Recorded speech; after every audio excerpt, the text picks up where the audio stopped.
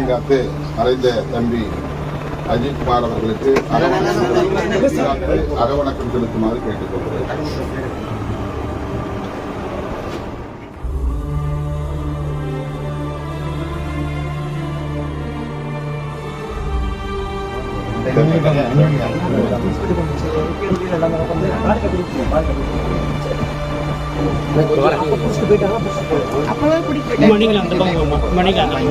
இங்கிட்டு வந்துருங்கம்மா, நீங்க அவர் தம்பி எங்கிட்ட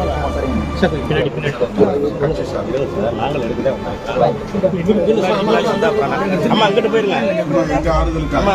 கிழவுக்குமார் அங்கிட்டு